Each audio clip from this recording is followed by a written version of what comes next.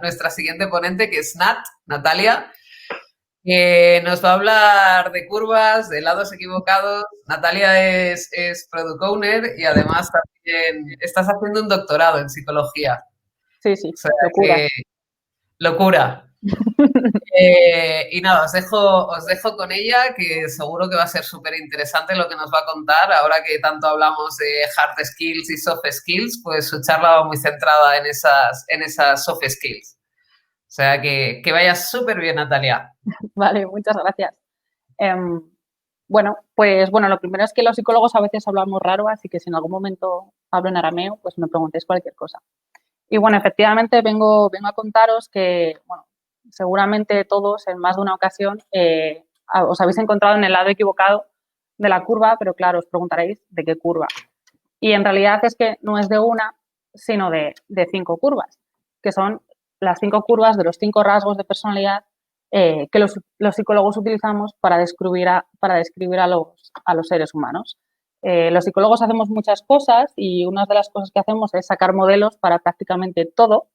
El modelo que os presento se llama modelo de los 5 grandes o Big Five, a lo mejor habéis oído hablar de él alguna vez. Normalmente se hace referencia a él con este acrónimo, OCEAN, que es como se llaman los rasgos en inglés, en español se llama también nacer, quizás lo habréis oído. Y bueno, estos 5 rasgos que describen la personalidad humana son los que se comportan siguiendo curvas normales, ¿vale? Ahí los tenéis, openness o apertura en español, que es la tendencia de las personas a ser más abiertos a las experiencias, a las emociones, a las charlas filosóficas, al arte. Consciousness, que es como la responsabilidad, la tendencia a ser perseverante, al orden. La extroversión, que yo creo que es la que todo el mundo conoce de una manera más implícita y que tiene que ver pues, con esa tendencia a disfrutar del entorno social, de las personas, de las actividades, de tener una vida enérgica. Agreeableness, que es cordialidad y que básicamente describe la tendencia de las personas a comportarse de una manera más cálida o más tierna. Y neuroticismo, que tiene un nombre horrible, a veces se le llama también emocionalidad y que básicamente lo que define es la tendencia que tenemos las personas a experimentar emociones negativas como la ansiedad o como el enfado. Estas 5 rasgos, todas las personas tenemos una puntuación en ellas y a nivel poblacional se comportan, pues como veis, con curvas de Gauss, lo que significa que hay gente que tiene puntuaciones muy altas en cada uno de los rasgos y puntuaciones muy bajas. También hay gente, la mayoría de la población, que tiene puntuaciones intermedias. ¿Vale? Antes de meternos a explicaros por qué a veces estamos en el lado equivocado de la curva, quiero demostraros que este modelo que utilizamos es un modelo muy antiguo. Lo digo porque seguramente habréis oído de otros modelos de personalidad, 16 Personalities, el DISC, hay un montón. Los psicólogos, una de las manías que tenemos es que tendemos a hacer ciencia, ¿vale? Eso significa que intentamos tener modelos que sean fiables y que sean válidos. El Big Five es uno de ellos, hay otros, Exaco, bueno, esto siempre está pendiente de revisión, pero ya en los años 90, en el 92, que es cuando nací yo, hace casi 30 años, ya había un paper de los padres fundacionales de este modelo, que son Costa y McRae, defendiendo su modelo y diciendo que era muy bueno. Y si hoy hiciéramos una búsqueda sobre estudios que hacen metaanálisis o que hacen, bueno, técnicas de revisión de este modelo, pues veríais que sigue habiendo un montón de resultados, ¿vale? Es un modelo que está muy vigente, que siempre está en revisión, pero bueno, que los psicólogos de la personalidad tenemos bastante confianza en que pide bien y que describe muy bien la personalidad de las personas. ¿Qué es la personalidad?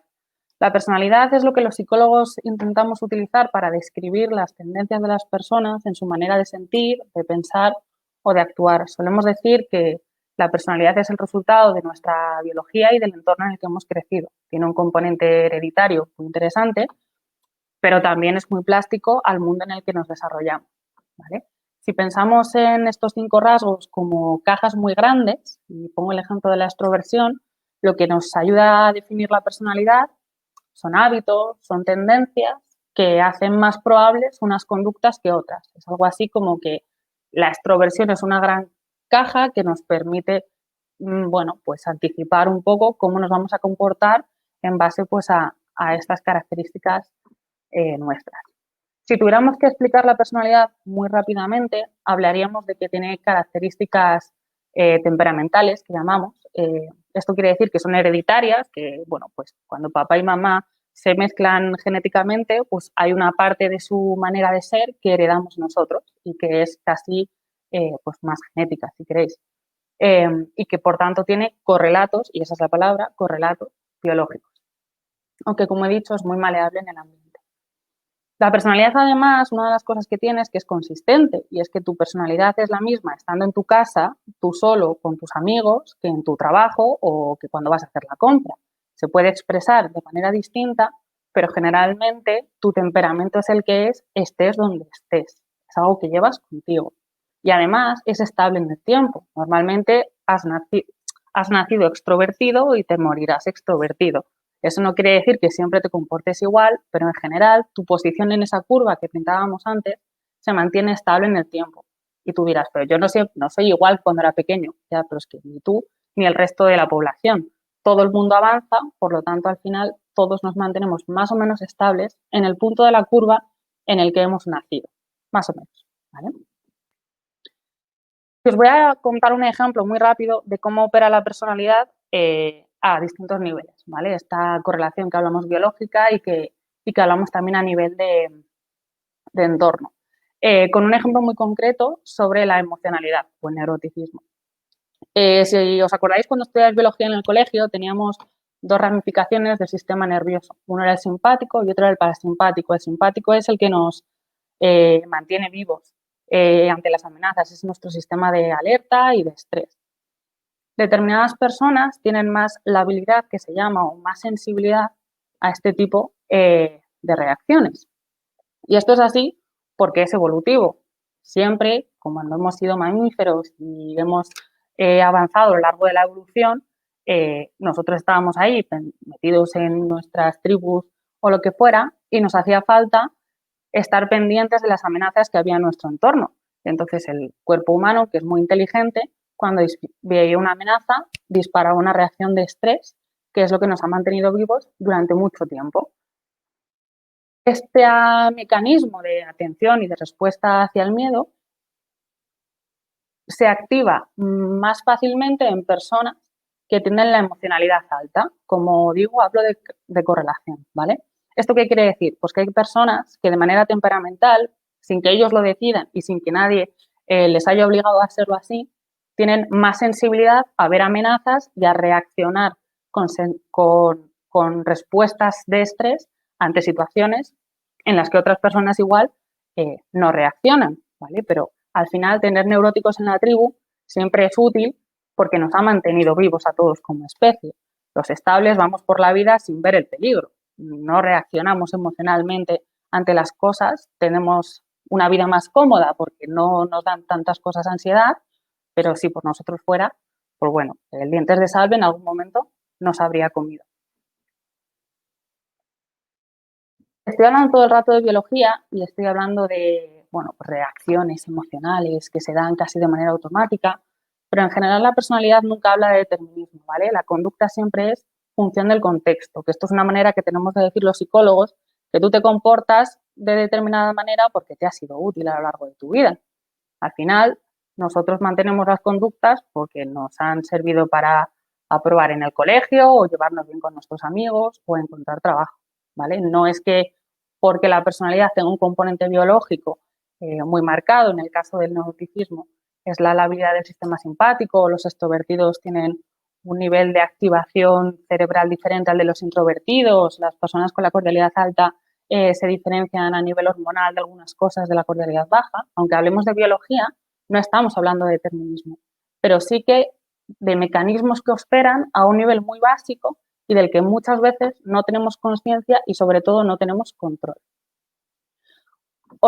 Otra matización que es importante hacer es que hablamos todo el rato de correlaciones y no de causalidad, ¿vale? La personalidad nos habla de probabilidades, de una propensión. Si yo soy extrovertido, es probable que me comporte de una determinada manera en una fiesta. Si soy introvertido, es probable que me comporte de otra. Pero aun siendo introvertido, cuando voy a una fiesta me lo puedo pasar bien, ¿vale? Entonces la correlación no nos habla de causalidad. Las personas no nos comportamos de una manera por ser extrovertidos o por ser neuróticos, pero sí que tenemos cierta propensión y cierta tendencia a comportarnos cuando ya sabemos que hay una serie de características que nos clasifican como extrovertidos. Volviendo al tema de la curva, y por hilar un poco con el principio, las tendencias de personalidad, en función del punto de la curva en el que estemos, pueden ser más extremas o menos extremas. Si yo soy un extrovertido muy extrovertido, voy a tener menos grados de libertad para adaptar mi conducta a situaciones, pues, por ejemplo, más típicas de introvertidos, como estar siempre tranquilo, encerrado en casa o sin ir a una biblioteca, ¿vale? Los grados de libertad nos hablan de la capacidad que tenemos de adaptarnos a distintas situaciones que no van tan en la línea de nuestro temperamento. La mayoría de las personas tenemos bastantes grados de libertad. Sin embargo, ¿qué pasa? Pues pasa que vivimos en un mundo que ha sesgado de alguna manera qué lados de la curva son más deseables frente a otros. Esos sesgos a veces son sesgos puramente culturales. En España, la manera de comportarnos a nivel de ocio está muy pensada para extrovertidos, por ejemplo, porque somos un país muy de salir a tomar cañas y de ocio nocturno y de estar en sitios bulliciosos. Eso es un sesgo de carácter social, pero también hay sesgos del propio contexto en el que estamos. Si yo trabajo en una organización, de acuerdo a la cultura de esa organización, de acuerdo al sector de esa organización, de acuerdo incluso a los valores del propio manager del equipo en el que trabajo, hay algunas conductas que van a estar mejor valoradas que otras o que van a tener más éxito que otras, que nos van a ser más útiles para resolver los retos de nuestro día a día. De una manera general, cuando hablamos del entorno organizacional, los lados de la curva que se suelen preferir son los que veis en pantalla. Se suele preferir a personas con una apertura mental alta, gente con una responsabilidad alta, que tiendan a la extroversión, que tengan un neuroticismo bajo o que sean poco emocionales, que no tengan grandes respuestas de ansiedad o de emociones negativas y que tengan una cordialidad intermedia. Esto es, que no sean ni muy cordiales, que son como muy blanditos y muy tiernos, ni demasiado poco cordiales, que es algo así como el típico borde de clase. ¿Vale? ¿Qué pasa? ¿Qué ocurre? Pues que normalmente cuando miramos los manuales de competencias, las descripciones de puestos, cuando tu manager te da feedback, normalmente se suelen hacer, bueno, pues estas apreciaciones acerca de los lados que os he marcado y que están como más sesgados, ¿vale? Pero la realidad es que todos los perfiles de personalidad son útiles para según qué contexto. Por ejemplo, la responsabilidad alta puede ser muy útil para sacar buenas notas en el colegio o para rendir en organizaciones muy formales, pero la responsabilidad baja es muy útil si quieres ser un artista de la generación beatnik como Bukowski o prefieres trabajar en una startup en la que todo sea mucho más horizontal, en la que tengas que hacer tareas que van con tu rol o que no, que todo sea mucho más volátil, si quieres. Al final, todo depende de cómo interactúa tu propia personalidad y tu propio temperamento con el contexto y con el entorno en el que te estás desarrollando. Y aquí es donde entra el punto de las soft skills. Y es que desde un punto de vista psicológico, cuando hablamos de soft skills y de competencias, en realidad lo que estamos describiendo es un conjunto de conductas que consideramos deseables para tener éxito en el equipo en el que trabajamos o en la empresa en la que vamos todos los días a desempeñar nuestro rol, ¿vale? Cuando hablamos de soft skills, como, me lo invento, liderazgo, capacidad de liderazgo, ¿qué significa tener liderazgo? No es algo que vayas a IKEA y lo compres. Eso se despliega en una serie de conductas. Cuando hablamos de capacidad de trabajo en equipo, eso se despliega en una serie de conductas. Entonces, estas skills muchas veces también están de alguna manera asociadas y sesgadas por ciertos lados de la curva. Por ejemplo, cuando hablamos de personas que tengan buenas capacidades de comunicación, que sean muy buenos trabajando con muchas personas y que sean capaces de procesar respuestas de manera rápida e inmediata. Pues aunque las skills que estamos hablando las estemos contemplando de esa definición, en el fondo hay algunos perfiles que de manera temperamental se van a encontrar más cómodos haciendo esto. ¿Por qué? Porque nuestra personalidad también marca diferencias sobre las que nosotros no tenemos una decisión absolutamente controlada en cómo procesamos la información o cómo procesamos nuestras emociones. Esta tabla lo que viene a representar es un poco esto. Se ha demostrado desde un punto de vista científico, si queréis, que las personas que puntúan alto en extroversión, cuando se les somete a pruebas de recuerdo libre, tienen mejor capacidad de recuperación de la memoria a corto plazo, o son muy buenos haciendo multitasking, o por lo menos mejores haciendo multitasking que sus compañeros introvertidos. Los introvertidos, por el contrario, son muy buenos en tareas de vigilancia. Desde un punto de vista cognitivo, esto ni siquiera son skills, esto es antes, tiene que ver con cómo operan los distintos procesos mentales según el grupo, según el lado de la curva en el que estés. Entonces, esto va a tener necesariamente un impacto en cómo vas a rendir en determinadas skills, porque tu temperamento va a facilitar que tengas determinadas conductas sobre otras. Y como hemos dicho que las skills o las competencias, en el fondo lo que son es un recopilatorio de conductas, no es igual de fácil para todo el mundo demostrar las mismas competencias. Por eso muchas veces nos hemos sentido fuera de lugar o hemos sentido que nos piden cosas que para nosotros son de otro mundo. Es que lo más probable es que te estén pidiendo que te comportes de acuerdo a un perfil que no es el tuyo. Es muy posible que cuando te hayan dicho es que eres demasiado asertivo, en el fondo lo que te están diciendo es que tu cordialidad es demasiado baja.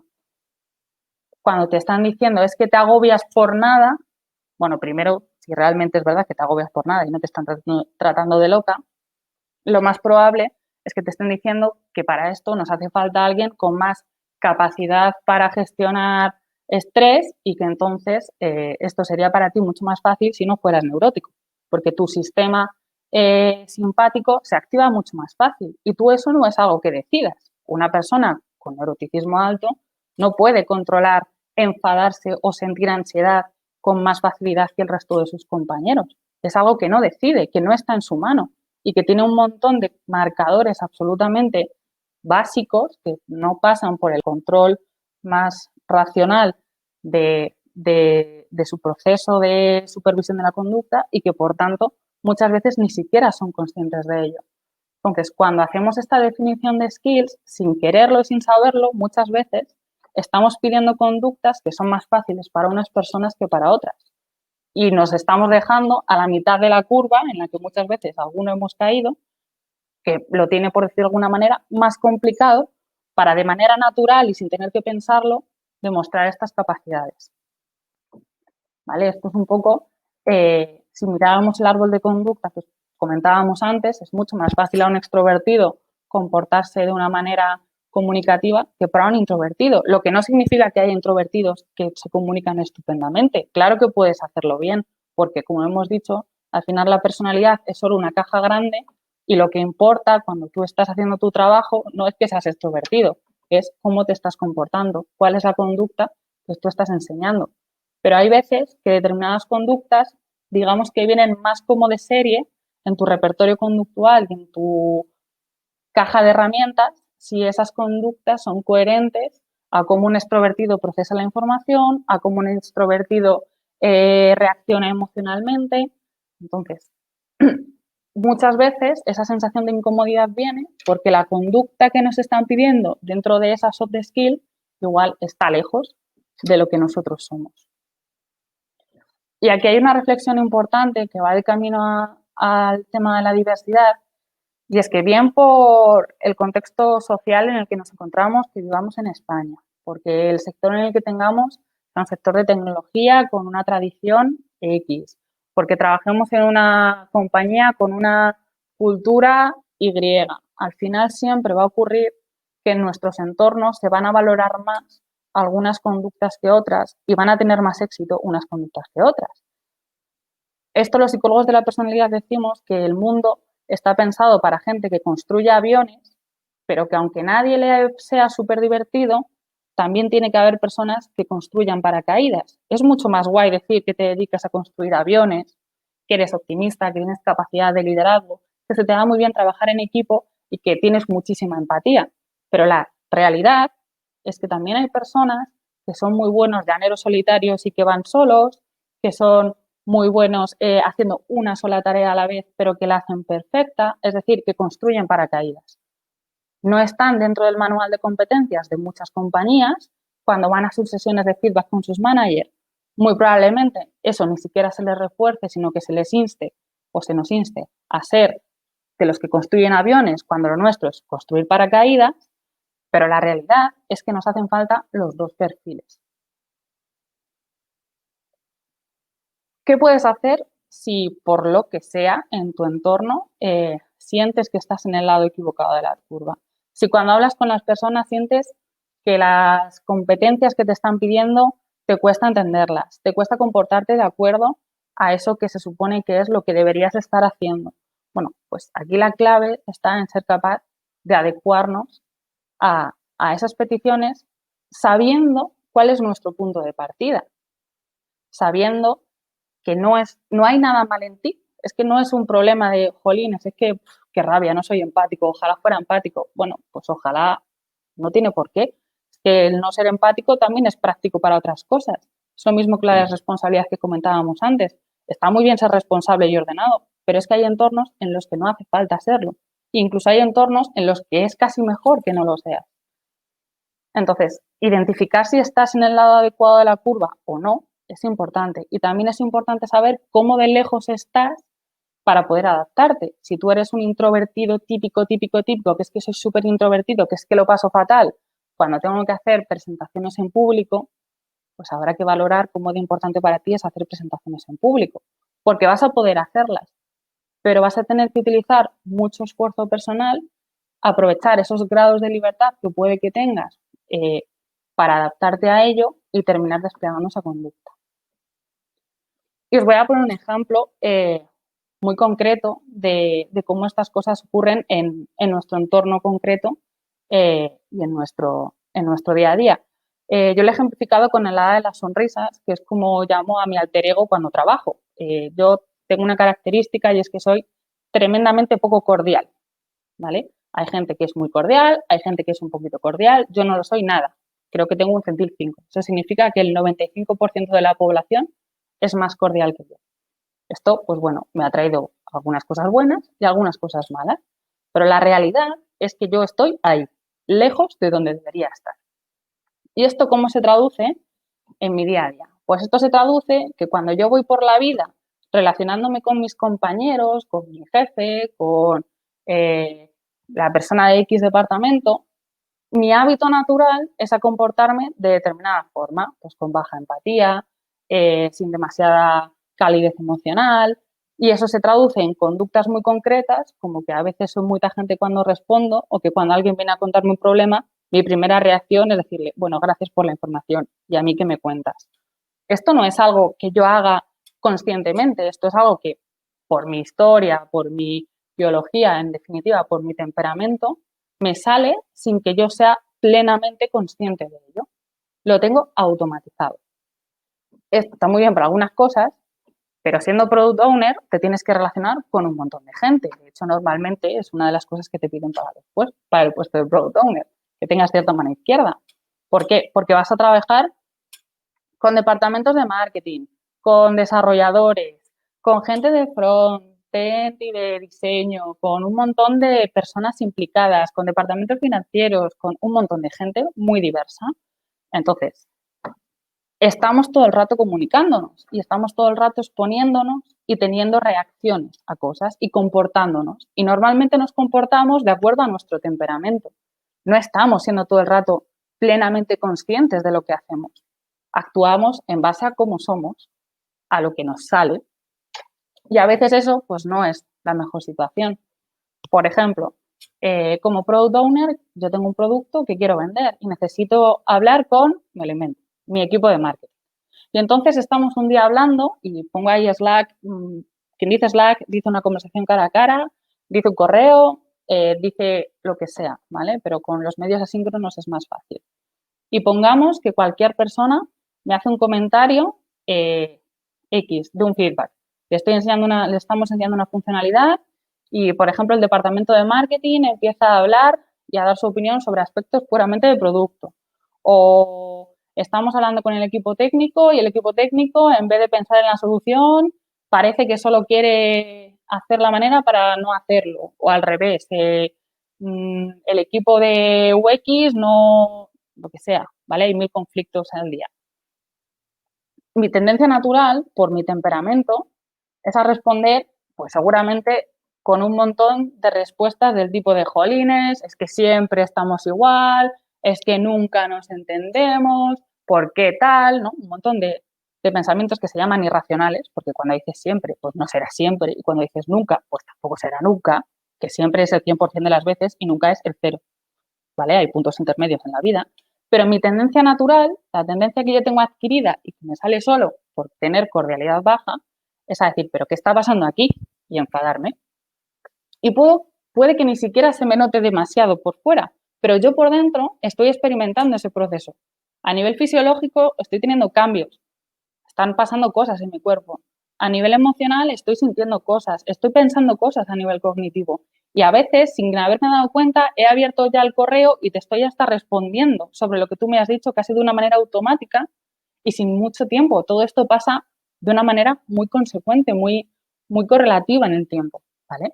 ¿Qué pasa? Que si yo esto lo hago muchas veces trabajando con gente, hay muchas probabilidades de que yo fracase en el desempeño de mi rol. Porque al final yo necesito entenderme con la gente con la que trabajo. Necesito que todos negociemos objetivos, que todos estemos orientados en la misma estrategia, que todos compartamos una cierta visión, que seamos capaces de negociar, que todo el mundo gane o que todo el mundo pierda poco, ¿vale? Si quiero ser buena en mi trabajo al final. Entonces aquí es donde entra la parte de adaptabilidad, de grados de libertad y de sabiendo que yo estoy en el lado equivocado de la curva para esto, porque una persona con la cordialidad más alta, pues seguramente ni siquiera tendría la reacción emocional que tengo yo, me paro y tengo que ser consciente de analizar qué está pasando. Y esto es complicado porque al final todo pasa muy rápido. Alguien me escribe, me dice algo que no me gusta oír y esta vez, en vez de tener una reacción disparada, que puedo tenerla, pero la clave es darme cuenta de que la estoy teniendo, ser consciente de ese cambio, en vez de reaccionar como mi código temperamental o como las conductas que están más en mi base biológica, lo que hago es mandar a la edad de las sonrisas, que es la versión de mí que sabe que estás en un entorno organizacional y que hay determinadas conductas que son más útiles, y esta es la clave, que son más útiles que otras. En el mundo de los recursos humanos te dirían que, bueno, tienes que desarrollar capacidad de empatía, pero eso, en términos conductuales, ¿qué carajo significa? Tienes que ser más asertivo. Eso en términos conductuales, ¿qué significa? ¿Dónde compro asertividad? ¿Vale? Entonces, el ser capaz de parar, analizar qué está pasando en tu cuerpo, en tu cabeza, cómo estás reaccionando y pensar de una manera consciente cuál es la alternativa que te va a llevar hacia el éxito, es el camino que nos lleva hacia el desarrollo personal, ¿vale? Ese momento de parar y de manera voluntaria modificar la conducta. Y aquí hay una apreciación importante. No se trata de que yo deje de ser quien soy, porque por mucho que quiera voy a seguir siendo una persona con la cordialidad baja. Y esto aplica a la responsabilidad, a la introversión, a cualquier rasgo. Yo voy a seguir siendo quien soy. Y que yo sea quien soy tiene muchas ventajas. Es que a veces me ha sido muy útil ser una persona con la cordialidad baja, porque eso es lo que me hace tener capacidad para marcar límites, para ser más asertiva, para tomar decisiones que a lo mejor no son tan populares. Y cuando ser quien soy yo puede ser útil para mi trabajo y para mi contexto, tiene sentido que lo sea. Pero hay veces que las conductas que vienen en mí de serie, por decirlo de alguna manera, no son útiles. Y entonces tengo que mandar a la de las sonrisas para que demuestre conductas o despliegue conductas que me apoyen o que faciliten el éxito en mi trabajo. Y eso es lo que es tener una soft skill y entrenarla. ¿Vale? Al final, cuando queremos desarrollarnos, lo que hacemos es incorporar nuevas conductas, ¿vale? Y es un proceso que es complicado y que es muy complejo y es muy parecido al de aprender a conducir. No sé si conducís, y quien dice conducir dice montar en patinete o aprender a leer.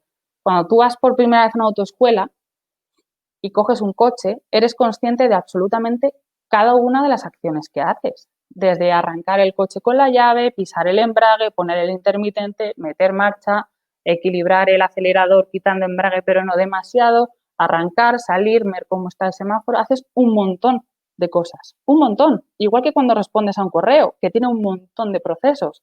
leerlo, interpretarlo, considerar cómo encaja en tu plan estratégico de lo que sea, intentar averiguar en qué te va a cambiar la vida, por qué me estará diciendo esto, qué reacciones estoy teniendo, voy a ver si le respondo, mientras además hago caso a 30 conversaciones más que me están llegando en paralelo por el chat.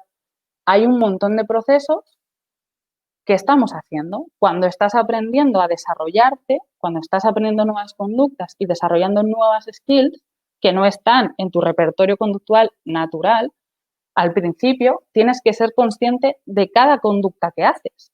Tienes que ser consciente de cuándo pones la intermitente y de cuándo lo quitas.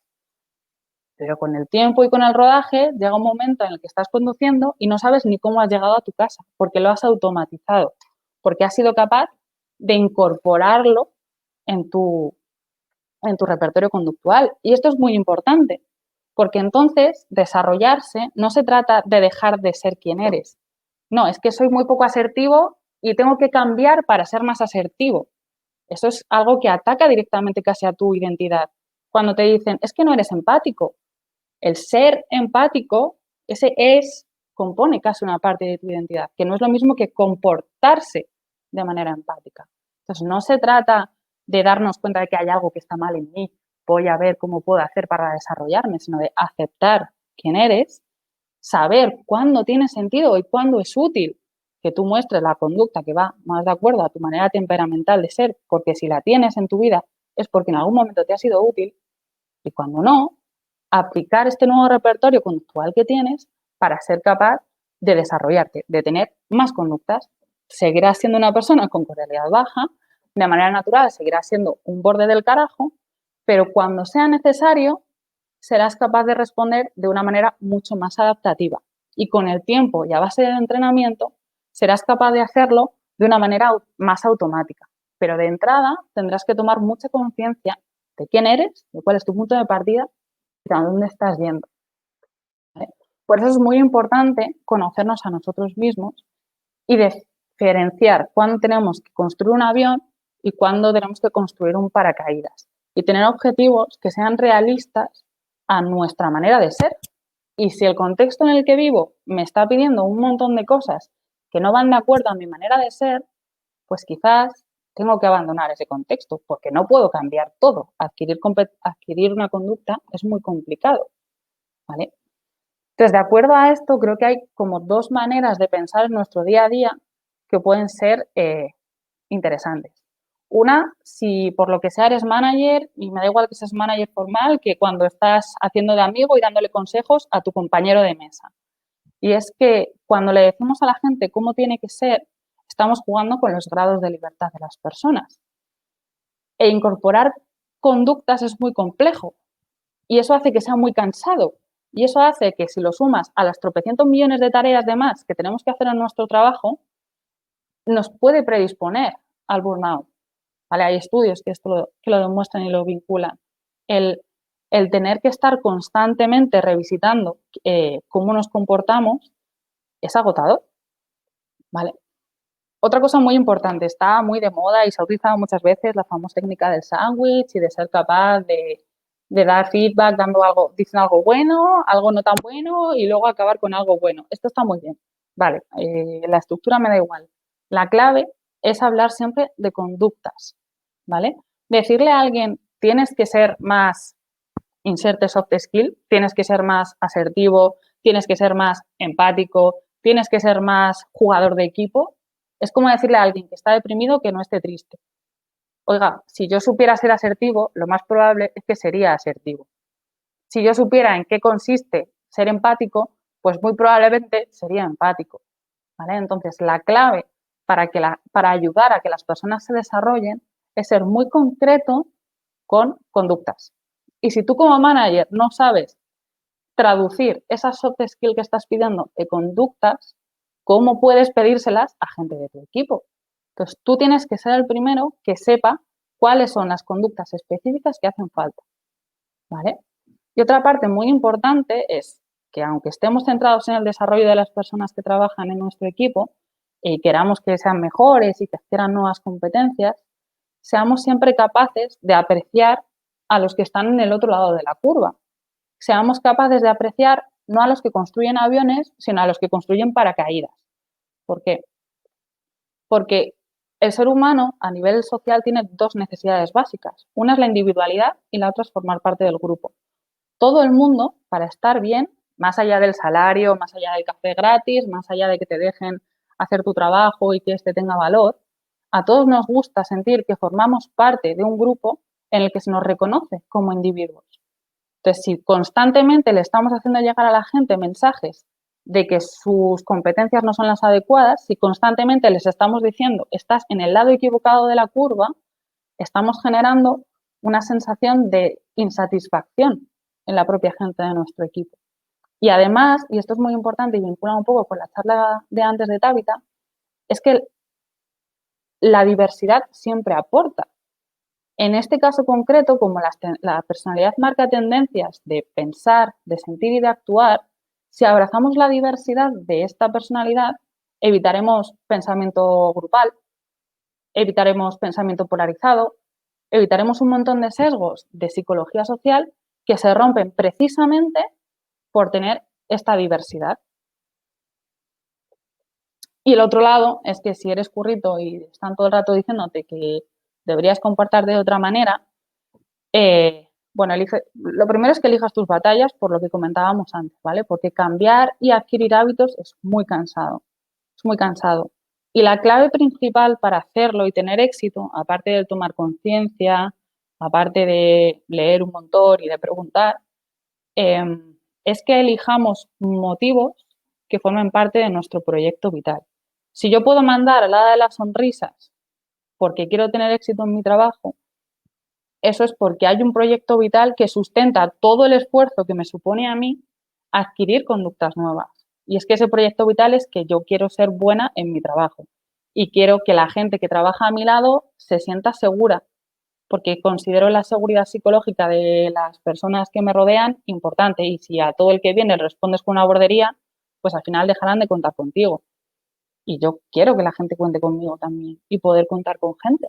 Entonces, hay un proyecto vital que le da importancia y que hace que tenga mucha motivación para asumir el esfuerzo que supone comportarme como si estuviera en el otro lado de la curva, ¿vale? Pero la clave es esto, que sea un proyecto vital. Si es algo que me da igual, pues es que te vas a esforzar 2 días, es como ir al gimnasio. Si realmente tú no quieres, pues es que te va a durar una sentada, ¿vale?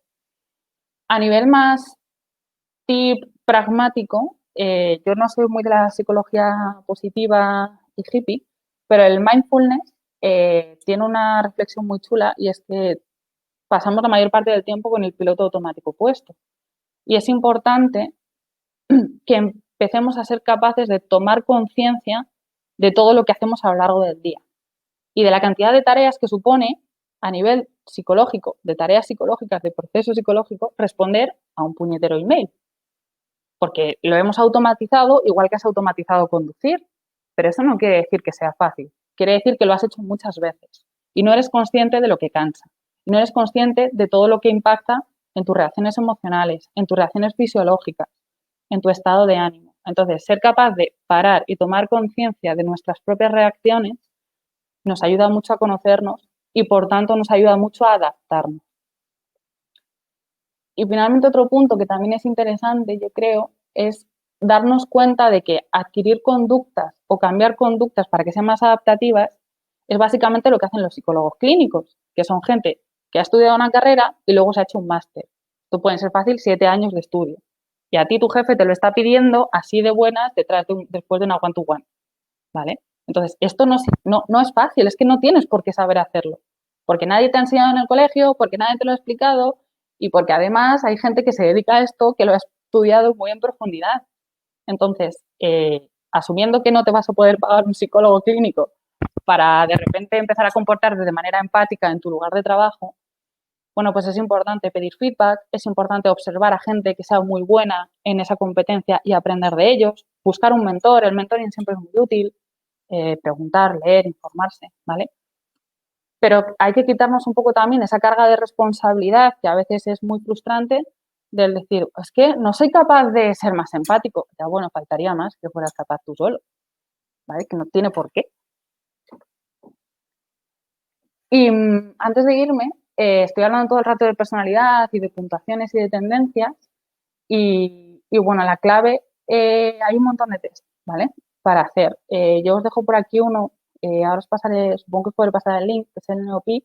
Está en abierto en inglés. En español no he conseguido encontrar ninguno gratuito, que sale un report de, bueno, una descripción, un perfil muy concreto de los 5 rasgos de personalidad y de qué tendencias llevan asociados, ¿vale? Entonces creo que es importante hacerse uno, no porque sea, pues esto, determinista, sino porque creo que conocernos nos va a ayudar, ¿no?, a saber de manera exacta en qué lado de la curva estamos en según qué rasgo.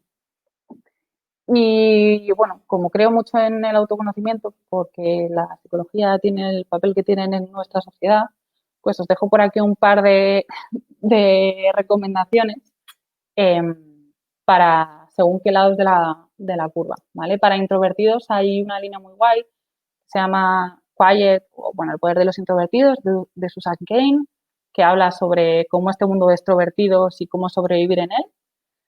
Para la gente que tengáis al caos como yo y que tengáis la responsabilidad baja, a Tim Harford, el poder del desorden, y en busca de Spinoza, de Damasio, que es neurólogo, que explica muy bien, bueno, pues los procesos emocionales y cómo entender las reacciones que todos tenemos.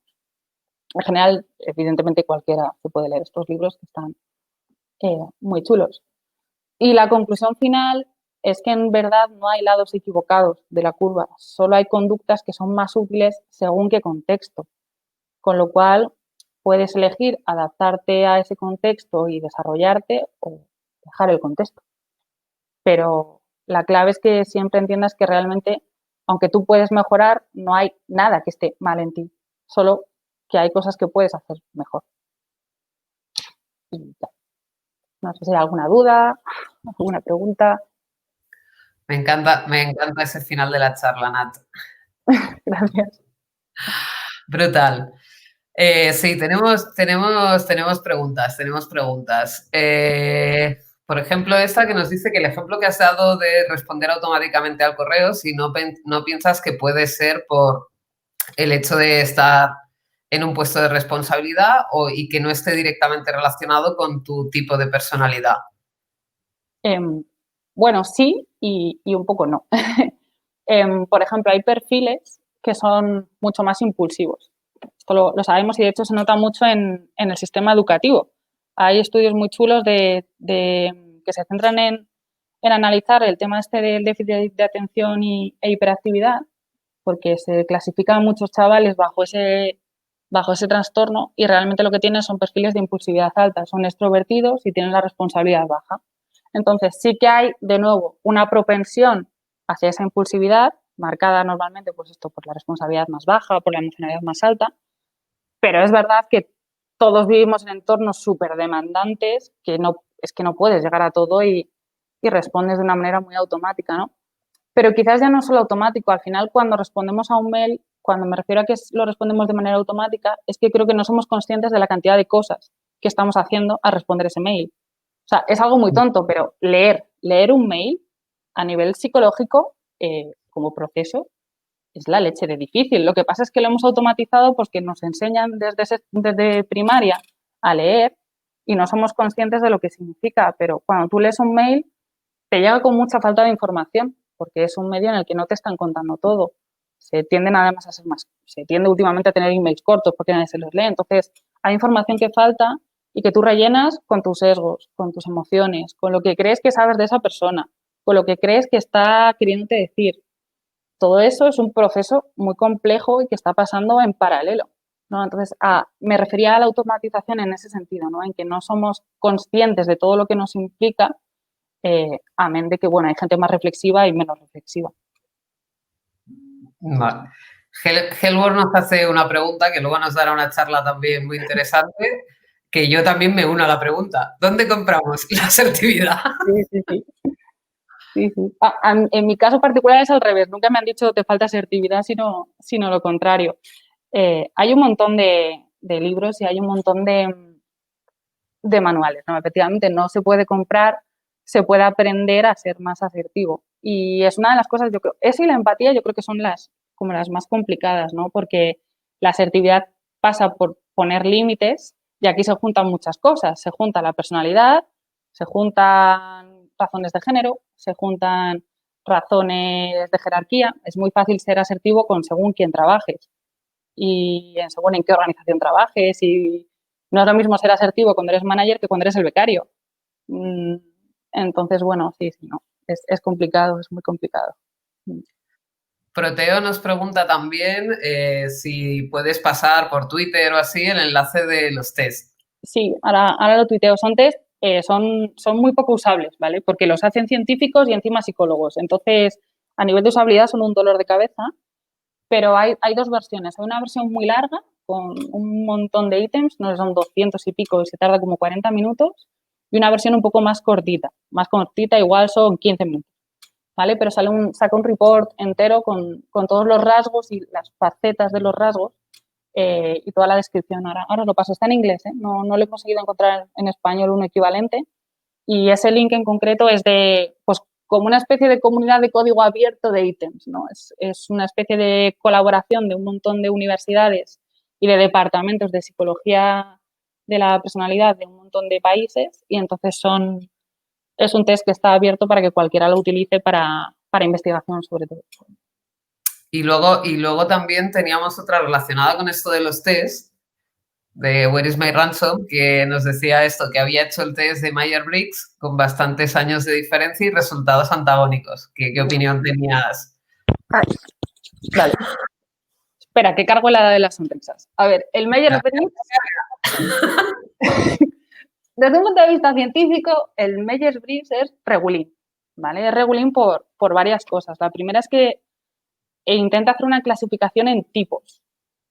Entonces, la mayoría de las personas, como es una curva normal, la mayoría de las personas estamos en la zona intermedia, en la que no eres ni extremadamente extrovertido ni extremadamente introvertido.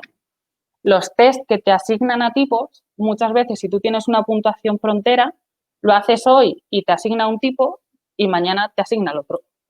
Porque como fuerza esa asignación, pues bueno, si no tienes las características muy extremas, y en ese caso tendrías muchos grados de libertad, pues a veces falla. De hecho, justo una de las características que se habla del Big Five y por qué utilizarlo es porque tiene mucha fiabilidad test-retest. Esto es, me mido hoy y me mido mañana y sigue saliéndome más o menos la misma puntuación, el mismo centil. O sea, estás más o menos en el mismo sitio. Eso es porque la herramienta de medición es buena. Entonces, justo este que me comentas, que tiene una página web muy chula, que es el 16 Personalities, pero bueno, hay gente que habrá hecho el DISC, hay gente que habrá hecho, no sé, hay un montón. Muchas veces esos fallos de clasificación tienen más que ver con que la herramienta que se está utilizando no es una buena herramienta que con la parte más teórica de la personalidad, que ahora voy con eso. Entonces, por eso hago mucho hincapié en utilizar test que estén psicométricamente validados, que decimos, ¿no? Que hayan pasado una serie que hayan pasado como la ITV de los test. Pues esto, pues esta fiabilidad, esta validez, que hayan sido probados en muchos países, en muchas muestras, que tengan baremos estándar, bueno, hay una fiesta, ¿vale? Entonces, justo el Big Five es de los pocos que es famoso y que tiene esas características. Hay otros, hay el EPQ, que son 3 rasgos en vez de 5, el EXACO, que son 6, pero no tienen al final no han tenido tanto impacto en la academia y por tanto no se han hecho tan famosos, ¿no? Sobre la parte genética, a ver, la personalidad tiene una parte genética que es indudable, y esto los psicólogos lo sabemos porque hacemos estudios con gemelos, que es una cosa que a nivel ético siempre me ha dado un poco de grima, pero esto se hace mucho en Estados Unidos, sobre todo, que se coge a gemelos que han sido separados al nacer y se mide cómo es su personalidad. Y se compara con cómo es la personalidad de gemelos que han crecido juntos y de hermanos que no son gemelos, sino que simplemente son hijos del mismo padre y de la misma madre. De gemelos que se han quedado separados en familias separadas y otros con padres. Entonces, lo que se hace es un análisis de varianza y la parte genética nosotros la inferimos porque no hay un gen que tú hagas una prueba, lo lleves al laboratorio como una PCR y te diga, tienes el gen de la extroversión, no funciona así. Cuando decimos que es genético, decimos que, por ejemplo, hermanos gemelos, idénticamente gemelos, que han crecido en familias distintas, se parecen mucho más que mi hermana y yo, por ejemplo, a nivel de personalidad, y hemos crecido en la misma casa, ¿no? Entonces, de ahí es donde inferimos un poco esa vertiente genética, que, insisto, nunca es determinista porque no hay un gen del neurótico, simplemente que hay una carga que es más hereditaria, pero igual que la hay en la inteligencia, igual que la hay en un montón de cosas que al principio son cultura y luego por epigénica pues terminan pasándose de generación en generación, ¿no? Que sea genético no significa que se vaya a expresar y punto, no funciona así. Pero que la personalidad es estable es algo que sí que también sabemos, y que probablemente esas variaciones de puntuaciones tienen más que ver con que no era un test súper validado que con que la personalidad no sea estable. Vale, y con un último comentario, esto pregunta que te hago yo por curiosidad, con esto de los one-on-one, que tú estás de product owner, de haciendo... ¿Crees que falta mucha formación en psicología a nivel de management? Sí. En general falta mucha formación de psicología a todo el mundo. Sí. En general. Y aquí hay varias cosas. La primera es que la psicología, por lo menos en España, empezó siendo una parte de la Facultad de Filosofía, y entonces todavía tiene esta fama de psicomagia y de cosas así poco científicas. Entonces ha estado muy relegada, y está empezando a tomar ahora la importancia de ámbito de la salud que realmente tiene. Entonces, de psicología está, bueno, pues no tenemos formación ni en emociones ni en nada. Y luego en la capa, y luego ya en las organizaciones, pues tampoco. Porque además es que se hace como regulín, porque muchas veces te promocionamos a manager y entonces vamos a contratar a una consultora que os va a dar un curso para que aprendáis a ser líderes sobre liderazgo de 2 semanas. ¿Quién aprende a ser líder en 2 semanas? Ya. Vamos a ver. Entonces, no. Si tienes la suerte, como tengo yo, de tener un manager pues que le interesa, que está relacionado con el mundo de la psicología por X o por B, y que se lo toma un poco en serio, pues te pueden dar un feedback que te aporta y bien, pero en general no. O sea, en general lo que suelen hacer en muchos casos, ¿no? Pues es casi pues esto, la invalidación de no. Además, en caso de si eres mujer es mucho peor, no. Si a ti lo que te pasa es que estás estresada y entonces lo que vamos a hacer es que no hace falta que vayas a la reunión semanal, cosas así. Pero, ¿por qué? ¿No? Entonces, falta mucho capacidad de que la gente sepa cómo gestionar las emociones de los demás, pues esto, sin darte la sensación de que está algo mal en ti, sin que tengas la sensación de que no pegas en la compañía, sin que tengas la sensación de que estás loca, sobre todo si eres mujer. Entonces, Sí. bueno, entre los que te invalidan, los que te dicen cómo tienes que ser y los que te explican cómo tendrías que haber reaccionado emocionalmente a algo que ellos no han vivido, que este es el colmo del mansplaining, ya es como, mira, déjalo, pues sí, hace falta mucha. Pero ya no solo a nivel de manager, a nivel de equipo, o sea, a nivel de gente que está a tu mismo nivel y que con la que tienes que hablar todos los días y que dices, pero bueno, no. Ya, sí, nos falta a todos los niveles, desde luego. Bueno, te lo he enseñado antes, no sé si lo has visto, ¿no? Pero te No. enseño una charla excelente. Ay, Uno qué de guay. los comentarios, y también, por ejemplo, que muy interesante lo de la fiabilidad de los test. Sí. Y nada, Ahí hay gente que le dedica un montón de horas. Hay una rama de la psicología especializada solo en analizar test. O sea que sí, es no, no, importante. muy interesante. Aquí tienes una enamorada. Me alegro. No, muchas gracias, en efecto, muchas gracias porque una charla súper interesante y era la Me alegro. primera vez que dabas una charla.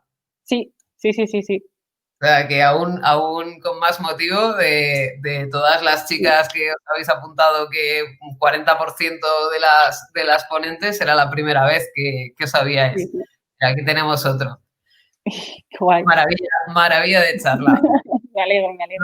Súper interesante, y además creo que son temas que incluso en un evento técnico nos aporta un Mm, montón, ¿vale? Es decir, a todo el mundo. Sí. Y muchas gracias por participar y muchas gracias por todo el tiempo, por todo el tiempo invertido. Y Encantada. esperamos verte muchos más eventos explicando estas cosas súper interesantes. Ahora que ya te has lanzado una vez. Sí, sí, sí. No, la verdad es que Ahora, o sea, ya como lo típico, ¿no? Las de la universidad y 4 cosas más, pero no, en eventos no. Me da un miedo que para qué. No. pues no pasa nada y creo que a mucha gente le conviene oír esas nuevas voces, porque tenéis cosas súper interesantes que contar. Sí, sí, Todas. estoy aprendiendo un montón. Las charlas anteriores también me han gustado mucho, mucho, mucho. La verdad es que tiene un nivel muy guay. Sí, sí. Pues nos alegramos de que os estén gustando y de que os hayáis sentido cómodas, que no pasa nada. Sí. Pues muchas gracias, Nat. Vale, a Voy con ti. los siguientes que vamos así de tiempo. Vale, gracias. A ti.